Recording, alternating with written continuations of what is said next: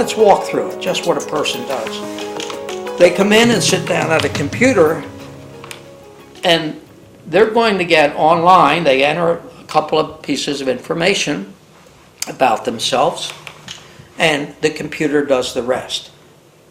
They put in an ID and a password, up comes the program and it welcomes them, and up appears introductions to what they're going to do and make sure they know how to use the computer. That's all taken care of. So a very young person or a person not particularly familiar with a computer can still do this. Not a lot of typing involved. Once the questions come up, there are 14 sets of questions. We call those sub-tests, or 14 different kinds of intelligences. These test questions are not like questions you've seen before. Most of them are figural type things, or challenges to the brain, really. Can you do this, or find a perfect match to this? It's not asking you for what you learned, like when was Abraham Lincoln born, or when did the first shuttle go up? No, it's not that at all. It's basically looking at and challenging the tools of the brain, the intelligences. So there's 14 challenges of these intelligences will be done over a period, maximum period of 1 hour and 40 minutes. You don't have to sit there for 1 hour and 40 minutes. You can 10-minute work it off, and the computer will bring you right back to where you were. Simple to take. It's kind of fun to take. It's not a boring test. When you finish that test, you hit a key, and the key pumps you out a profile showing you these 14 intelligences of profile. Some of these are nicely developed. In almost all cases, we find others aren't as fully developed as they should be. Well, that's your brain tune-up. That's like your mechanic looking at your car. How is it running? And you say, hey, you're getting by. You may be getting by very well, but you know what? It would run better if you tune these tools up. So that's what the cognitive skill assessment and development. Now, the development part is we now know that to improve the brain, what one must do is one must target, well, this tells us what do we need to target.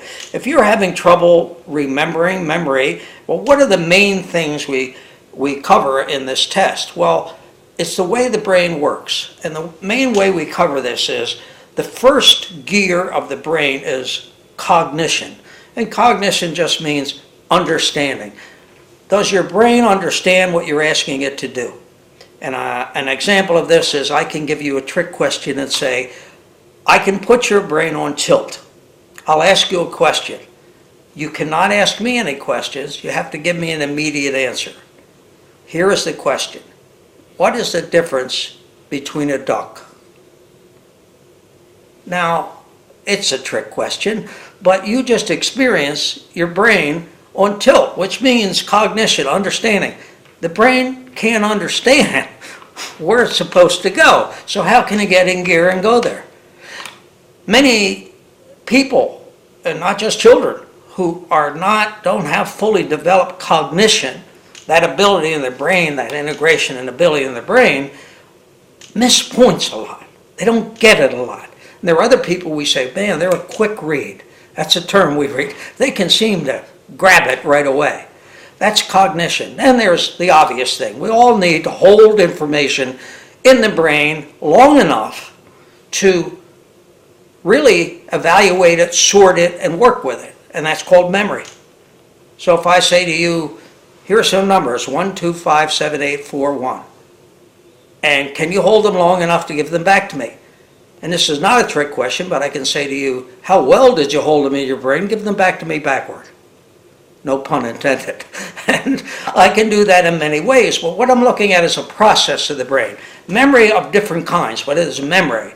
The third thing the brain does is, and this is the third set of cognitive skills we look at, is the brain has all this information. Right now I can say to you, where's your right foot? Tell me when you blink. Can you hear some sounds in this room? Is it warm? What did you have for breakfast? That's all there, but your brain focuses in.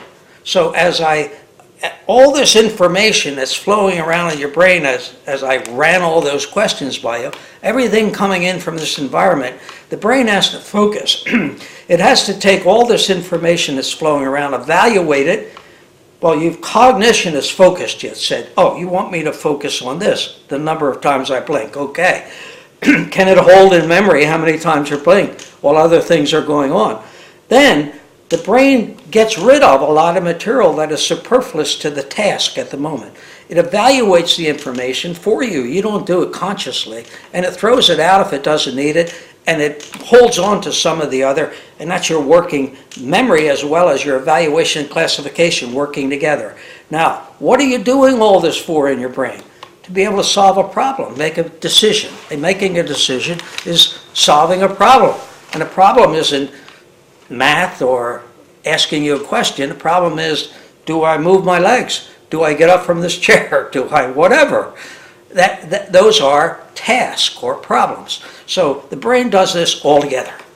But we can isolate these functions of the brain, and if you look at the brain with these incredible new instruments like positron